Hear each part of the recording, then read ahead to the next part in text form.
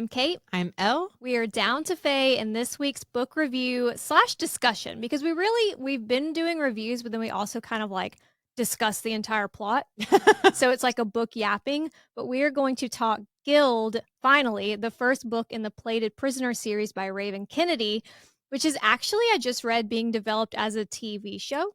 Wow, really? Yeah, they just maybe like last week announced the showrunner who was worked on a lot of like solid projects. So it's an exciting time to get into the series. Even if reading it, I was like, how the fuck are they going to do this on screen? Yeah. First of all, the ribbons coming out of her back, like we'll get into that, but how are they going to have like fleshy ribbons? Like how can you do that Ew, they're without it fleshy? looking? I don't know. Okay. I Sorry, I'm don't just trying to totally visualize understand. I mean, it. they aren't, but I don't know how you would do it like as a visual.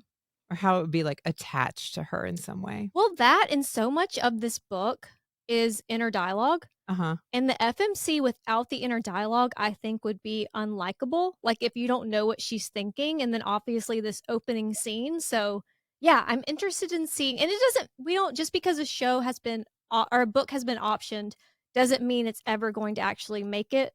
Look at ACOTAR, like it's actually going to make it onto a screen. So yeah, but anytime, that sounds like I was being shitty about this book. I am recommending this book. I just don't know how it would look translated onto screen. Well, I mean, that's If that makes sense. kind of like when I loved the Hunger Games when they made movies. The movies are still good, but especially the first one when she's actually in the Hunger Game, like a lot of what's happening is in her head. It's Yeah. her psychology, which they don't talk you through some of it. So like it takes a while to get to know the main character. So That's I get it. exactly the same. I did just start Trial of the Sun Queen, which I'm going to talk about later, and it's so fucking good. See? It is So my much. new person. Every time I think that I've read every good book in the series, I find another one, and I'm like, where has this been hiding? And it's been hiding on my TBR. That's just because there's too many to go through in a good way. Yeah. So before we start, well, before we even talk about it, and before you read this book, and if you haven't already, heavy on reading the trigger and content warnings, because sometimes I'll read a book because of the trigger warnings. Like, just to be honest, like I love a dark romance, but this is heavy. So just like fair warning. The series isn't a direct retelling. I would say it's more like inspired by the myth of King Midas. I was drawn to it because we love myth and fairy tale inspired stories like Beauty and the Beast, Cinderella, Hades, and Persephone. While those have been done to death, this story, we all know the story of King Midas, but this is from a woman's perspective. And I thought that could be interesting. Okay. And just like the basics of that myth, King Midas was granted the ability to turn everything he touched into gold. What seemed like a blessing quickly became a curse. Literally, like his water and food started turning to gold. Oh. And he learned the true value of everything lies not in material wealth, but in life's simple joys and relationships. Right. Raven Kennedy, what? That was a sarcastic, right? Maybe I'll have to be super rich and then I'll decide. Well, I have read the Percy Jackson series, and King Midas is pretty evil in that series. No, that's a good point. Raven Kennedy reimagines this myth from a woman's perspective. And like the myth, the story at its core is surface value versus genuine worth. Like the gilded cage in this story is both literal and metaphorical restrictions hidden beneath beauty and comfort. Okay. If that makes sense. For our FMC Arin, that gilded cage is very literal. She was orphaned and trafficked as a child. Arin's entire life has been shaped by abuse. And this cycle leads her into further toxic relationships, especially with King Midas, who, quote, saved her at 15. She was 15. He was in his 20s. So, like, that already is a red flag, right? Mm-hmm. Their relationship is it's pretty textbook grooming, but Arin's trauma bonding has been keeping her trapped. So he is her savior and her abuser, and that duality is as heartbreaking as it is disturbing. Like you want to scream at her the entire book because there's so many red flags, but you can also understand where she is. It's easier psychologically from an outside perspective to be like, oh my God, how can you not see this? But she's been groomed. And if she only knew trafficking and horrible things from a young age, then anybody showing her any kind of kindness or safety is going to be like a white knight. Like she's in a cage, but she's protected. Right. She is safe, technically. Midas is said to have gold touched Auron, elevating her to favored while keeping her caged, a possession rather than a person, really. Given all that she's endured, she clings to that barrier, believing it shields her from further harm. Like she likes being behind bars, like having that safety, but this whole book is like her slowly kind of realizing how fucked the whole thing is. And a lot of it is her internal monologue as she struggles to reconcile her dependence on him with the growing awareness of his controlling nature. And how many of us have been in shitty, toxic relationships before where it took us getting out or like someone else pointing it out until we were like, oh, wow, that was Well, terrible? if it starts out wonderful, honestly, it's kind of like Farah and Tamlin in that Mm-hmm. at first she's grateful, she's happy, Yes. she feels safe, and then like it takes a while of it being like, okay, those immediate needs have been met. Right. Things are changing, and I don't love the Yeah. change. What is that pyramid of like our needs? Like Yeah. those are being met, but there's so much more that's not. And we don't get a ton of world building. And I listened to the audiobook, just FYI, and it was dual narration because I Okay. love, like, I don't like needing a man for anything, but we need men for audiobooks. And I meant to look up who it is, but our narrator is trapped behind bars for like 80% of the book.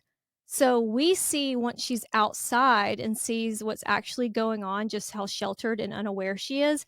But that's why it makes sense that we don't get a ton of world building because we're literally inside of a cage for so much of the book. Well, if she's We a know what she knows. yeah, she's a child before, then yeah, we have to learn. She's not going to know about it unless it's told to her, like, or it's said right in front of her. Mhm. She's in a cage. What we know is there are currently 6 kingdoms of Araya, each with their own king. So Auron meets King Midas when he's just a man without a title or wealth. Like he has a different name. He goes by Tyndall or something, Tyndall. But after he found Auron, he used his alleged golden touch to secure the throne through a marriage with the magicless princess Melina. So obviously the queen hates her and the other saddles hate her, and you kind of understand it. Okay, pause. Saddles? Okay, saddles. Yes. They're the royal saddles who are basically like, I mean, they're sex slaves.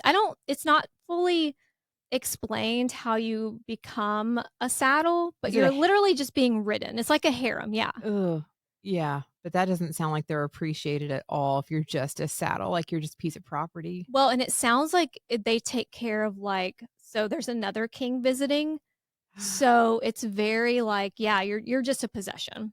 Sex trafficking. But and it makes sense, like, they hate her because she's not abused on the level as they are, Yeah, and then the queen hates her because, like, can you imagine being married to someone, but that man has another woman as his favored? You know what I'm saying?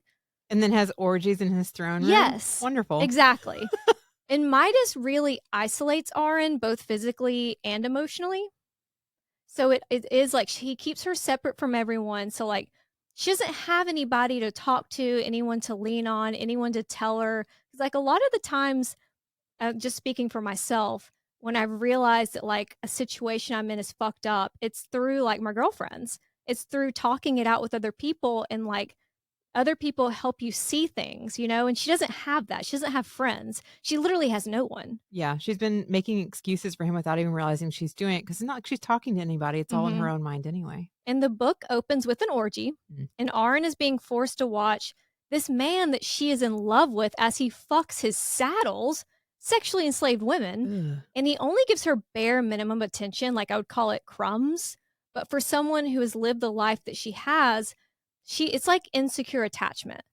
She only exists when he's looking at her? The only person who really seems to give a shit about Auron in the entire castle is Digby, our grumpy older guard. And like he doesn't show really any sort of like it's not obvious. Like he doesn't say like I love you or I care about you, but he is like protective, Okay. right?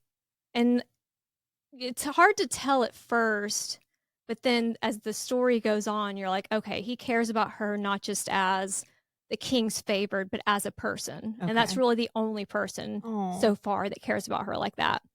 And the castle, this is so silly. The castle has a network of passages for her to get from cage to cage. So she is literally always caged. It's like when you build, what is it, like little cat Oh, but What do so they she call has those cages little in multiple rooms. She's not just kept in one room. Yes, they're, like, attached. What no, it's hamsters. Yeah. You know hamsters have, like, their little balls, but then they're connected? It's Yeah. literally like that. And Wow. an interesting physical detail, Arin has ribbons coming out of her back, and everyone assumes that they're part of her dresses, but they're actually an extension of her body. Only Midas knows that.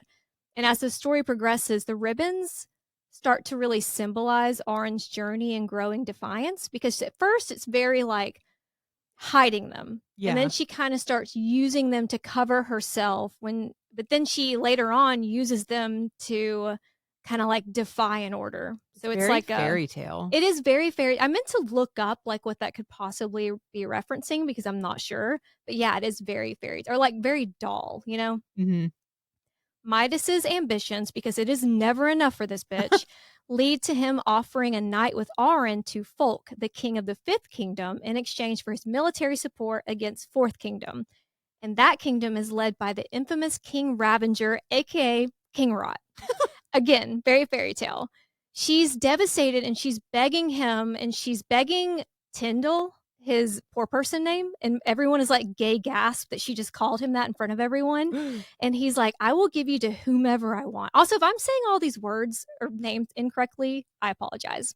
I'm doing my best with my Alabama public education. But it reminded me of something like when his little like crumbs of affection, and then when he is so harsh like this, it reminded me of something my grandmother used to say with salt looks a lot like sugar, and by the time you know the difference, it's too late. That's kind of Wow. what's going on here. That's profound. Thanks. I haven't heard that before, but, like, I get it.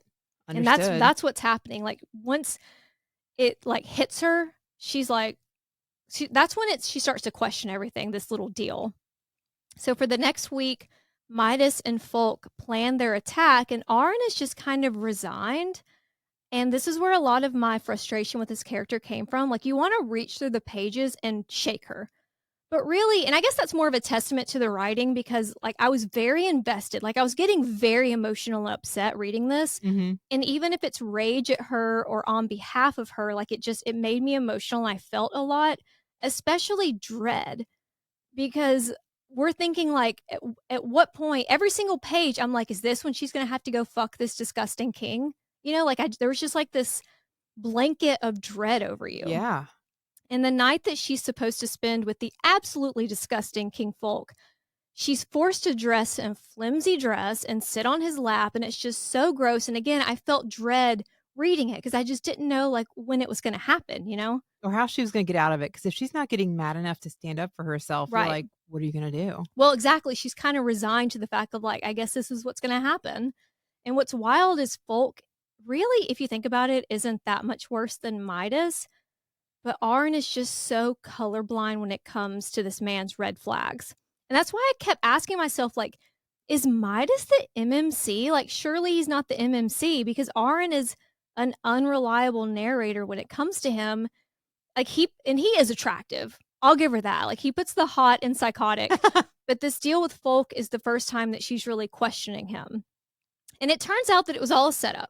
So word arrives that Folk's army and just Folk's army attacked Fourth Kingdom, and it almost cost Arin her life because Folk, when he hears this, that he's, been tricked, he grabs her and holds a knife to her throat, and it's her guard Digby who saves her. Huh. Okay. Midas visits after this, and it's classic, like, I guess the cycle of abuse, like empty apologies and fleeting kindness laced with control. He says he was never going to let Folk go through with the deal. Like, he's so sorry. But this is where he's so manipulative.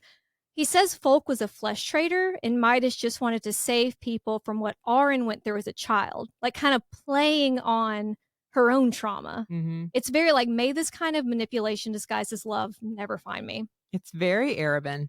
It is. Yeah, it is. And on the surface, Arin forgives him, and they are intimate in this scene, something that she's been begging for this whole book, which is again manipulation. Like when he needs to pull her back in, he uses that.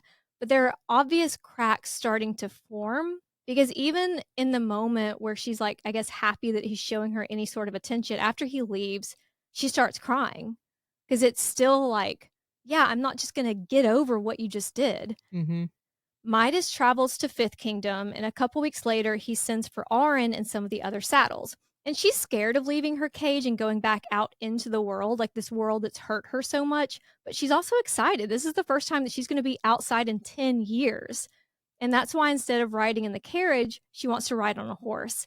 And the saddles make fun of her, especially with how she sits on the horse. Oh. But she develops a friendship with Sail, a guard who encourages her defiance. Like he likes it. And he treats her, he's kind of like Digby. Like he's a lot nicer than Digby and he's a lot more friendly. But they both treat her as an actual person, not just the king's property. Like I said earlier, even if you can't understand the psychology behind Auron's behavior, she can still be annoying. And that sounds harsh, but like she's very childlike and naive. And a part of that has been she's, in a little cage. Yeah. But like when they're going through the city, so like when she is sent for and they're traveling in this caravan, they go through the city and she's shocked by the poverty because she's like, I don't understand. Midas has all this, like his castle's made of gold. Everything's made of gold. He has all this wealth. Why are there still poor people living in the city? You just want to be like, girl, wake the fuck up. You know what I'm saying? Like this guy is not who you thought he was. Yeah. But with everything that she sees and she learns and everything she experiences, the cracks are spreading. They're widening. And I just had to keep reminding myself that when a flower doesn't grow, you don't blame the flower, you blame the environment. And she just really hasn't had a chance to grow and learn, because she's been in a cave. Like he's kept her that way. Mm-hmm. And once they're out of the city, she sees a bunch of bodies hanging on the wall, courtesy of King Ravenger, who clearly has put it together that Midas was behind the attack from Fifth Kingdom. So we're setting up some conflict for the next book. And I guess it's more reinforcement that King Ravenger is this like super dangerous villain. Oh. And I don't know if that's the case, but that seems a little too obvious. Especially with Midas. Right. Is he our hero? Exactly. It is like that. The whole book, you're kind of like, who's the good guy? Who's the bad guy? Is it bad and worse? Like what's happening? And as the caravan's journey continues, there's really heavy snowfall. And so it slows them down. And multiple carriages are made of gold. So that doesn't help. And it reminded me of the Queen in Quicksilver, who had everything was made of gold. So they couldn't really even run in it. Yeah, I was going to say gold is not the strongest metal. So one night they see what they assume is an avalanche, and when a scout doesn't return, Digby, that guard, goes and leaves Sail in charge of keeping Auron safe. And you get the sense of Digby is ordering Sail to keep Auron safe, not the king's favored safe, if that makes sense. It's about her as a person. Yeah. They hear what sounds like thunder, and I shit you not, it's snow pirates. What?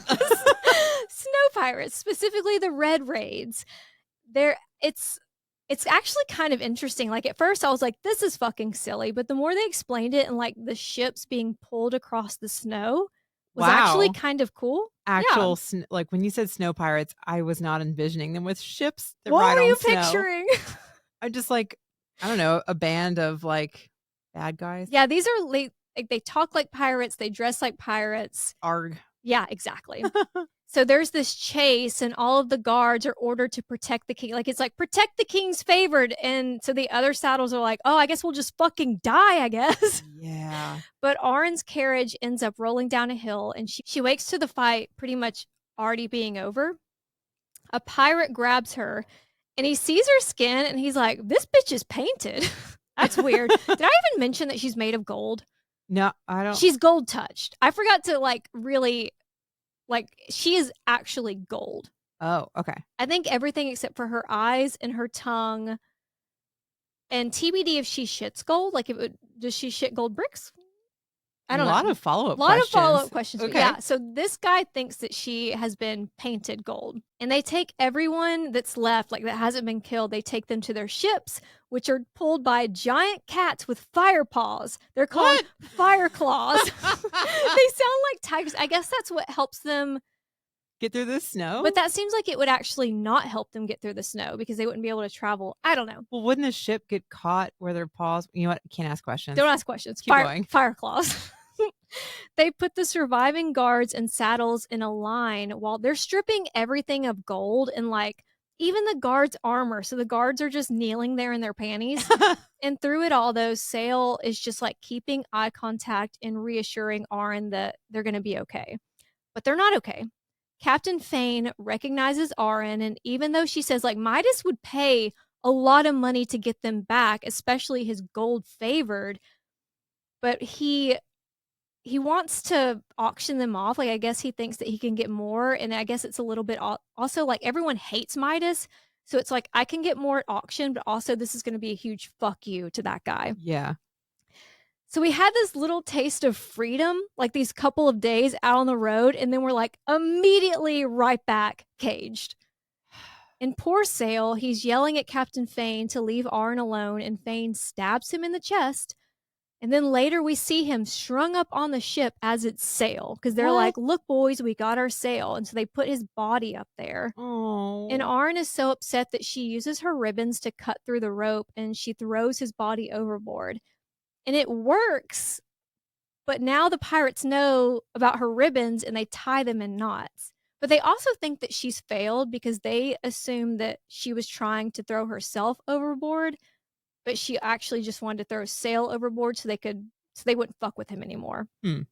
But the symbols, the ribbons are a good like symbol of Oran's journey. They're like an extension of herself and a symbol of her growing defiance and feminine rage, really. It's like a good symbol of feminine rage. The saddles are scared. One even verbally blames Arin, like, and she feels very guilty. And this is back to her being childlike. Arin is like, "Is all of this because I wanted to be free?" And you're just like, "Fucking grow up." But Oh. also, like, I don't know. I feel so bad when I have thoughts like that, Because like this is someone who's been traumatized so much. But I'm also like, let's get our shit together, okay? It's a sign of her brainwashing Yes, that it she's is taking it all on very much, herself. yeah, very much brainwashing. But then also, like, there is one saddle who's kind of like head saddle who's like, we got to get our shit together, like it's time to grow up. Her name is Rissa, and she is just kind of like that showbiz baby. Like, we're professionals, we got to do what we have to do to survive. And just as the captain is dragging Arin to his room, a message arrives and everyone is put to work preparing a dinner. So you're like, okay, this is again back to the dread where you don't know when people are going to be assaulted. You know what I'm saying? Like it keeps being interrupted of like they're about to drag them away to rooms. Oh. And then it's like, oh, we have to get a dinner ready because there's visitors coming, and you're like, what are the visitors going to do this, like you know what I'm saying, like you just Yeah. never, I didn't feel safe at any point in this book, which I guess was the point because she never felt safe. She did, but it was like a false safety. So the visitors are soldiers from Fourth Kingdom led by a commander with spikes coming out of his back, and Okay. everyone thinks that it's because he's cursed, but Arin is like, oh no, he's Fae. So you're thinking, girl, how do you know that? Yeah, how do you How do know you that? know about the Fae? You haven't been anywhere. Well, and that's when we get some Fae lore, and it involves the Seventh Kingdom. And it's the Fae Kingdom. So the Seventh Kingdom was connected via the bridge of Lemuria.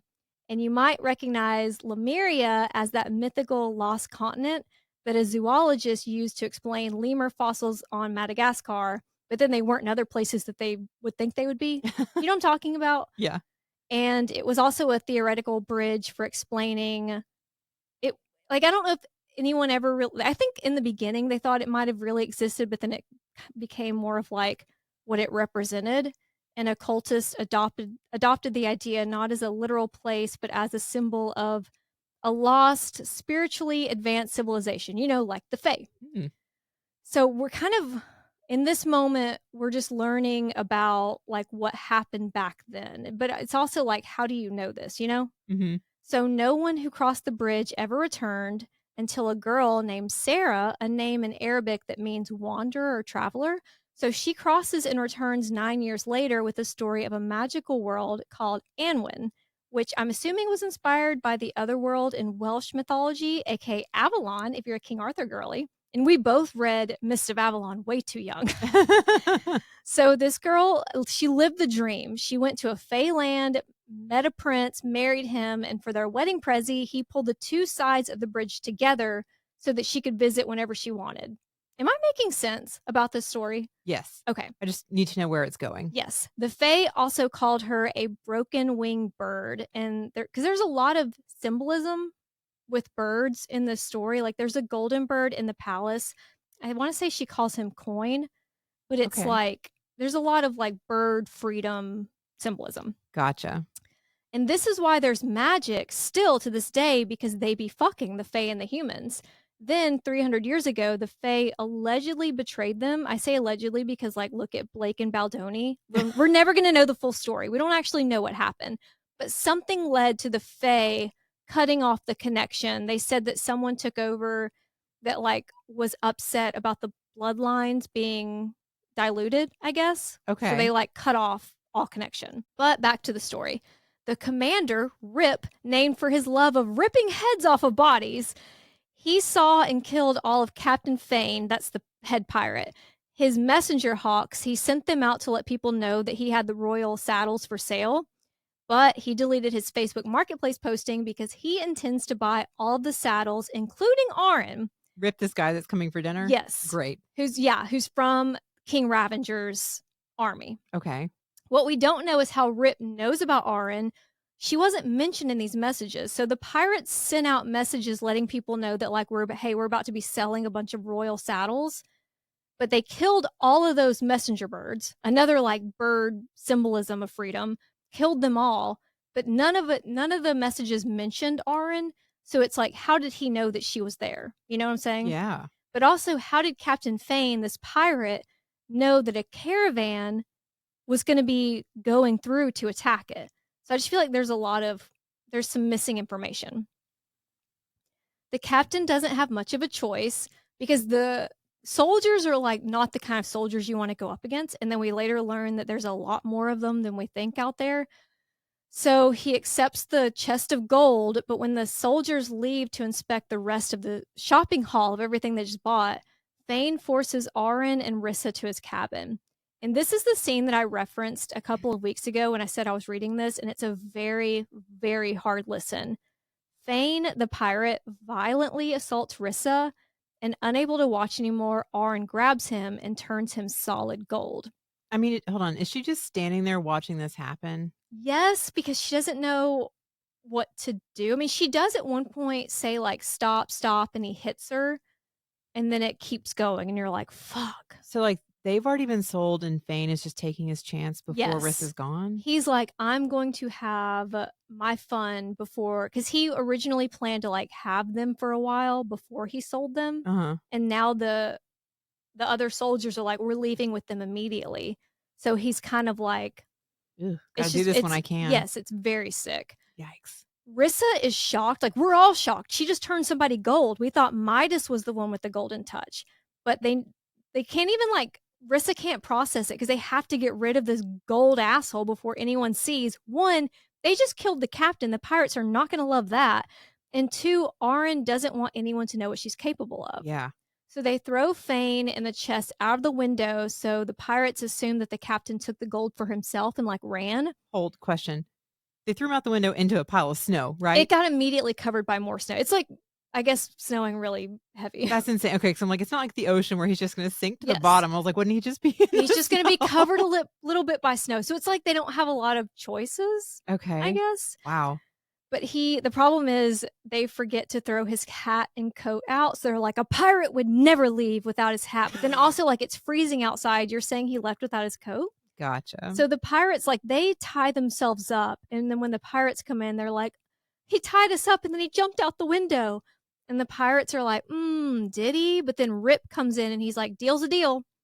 So the saddles are led out of the ship where they see a shit ton of Kingdom soldiers. So it's kind of out of the frying pan into the fire situation. Like, we got saved from the pirates where the soldiers going to be worse. I'm Ugh. assuming that they aren't. I don't think that Fourth Kingdom is what we've been led to believe, but Arin says, "I know what you are," to Rip. That's the guy with the spikes. And he replies, "Funny, I was just about to say the same thing to you." So wait, That's how it ends. do we find out why she knows that he's Fae? Exactly. That's what's very, like, up in the air or, like, open-ended. There's Okay. obviously more to her. Like, one, the bitch has fucking ribbons coming out of her back. Two, she can turn things into gold. So the question is, can her and King Midas both turn things into gold, or was it always her? and he just has Ooh. been saying that he can turn things into gold. That's why she has to stay in a cage because he can't lose this, quote, "power" he Well, has. if you really think about, like, even just reading, like, a blurb about it and it's King Midas from a woman's perspective, obviously the woman is gonna be the one with the golden touch, right? Right. And then also, if you think about it, when she met him when he was in his 20s, he had no title or throne or crown or whatever, but, like, if he had this entire time, his entire life, been able to turn things to gold, he would've been fucking rich. Yeah, he should be able to Why would he secure be just all of this that poor nobody? without So, her. I'm assuming that that's what it is. Okay. I mean, that makes sense. I could see that. The book ends with a King Midas POV when he finds out that Arryn has been taken, and a poem about a miser who finds a golden vine and plants it outside his front door. He plucks its golden buds and sells them to pay off his debt, but the vine starts to wilt, so in a panic, he pulls out his hair, and when it touches the vine, it revives it. So the price is sacrificing pieces of himself. It's just like a little poem at the end. And it is actually like really, the whole story is very well written. Mhm. And overall thoughts and vibes, the book is not an easy read. Like, it forces you to sit with Auren in her suffering. Like, you want to protect her, you want to scream at her. And I had to push myself to keep reading because, like I said, there was just so much of it was I was dreading. There were so many close calls of assault. Then there was actual assault, and there were just very few light moments. It dealt with a lot of heavy subject matter, and I was uncomfortable at times, I was anxious at times, but that's the point, like, I understand why it all had to happen, I understand we were setting things up. It's a lot of setup, it's more character driven than plot driven, but the twist at the end and the introduction of the Fae, I mean, like, it hooked me, I have to see where the story like, this can't be it, I can't, like, end it now. And I wanna see Auren get angry, like, I want her to learn that captivity isn't protection, that someone can be your hero and your villain, that possessing isn't love, like, I want to see her journey because 'cause I'm assuming that she does learn all those things and that she gets angry and gets revenge, and, like, that's I can't end the story without seeing that, you know? Mhm. So and I haven't I've talked I mean, you know that I've talked about it a lot, like, I haven't really stopped thinking about it since I read it, and I don't remember the last time a book I talked about it this much or, like, it made me even when it made me mad or upset or whatever, like, it just made me feel a lot, which Okay. is, I think, a good thing. So I will keep everyone updated with book 2, Glint, and then we have episodes coming up for Zodiac Academy and some KF Bream books I know you're working on. So, if you guys have a book that you'd like us to discuss, message us at DT Faye Podcast. Thanks, y'all.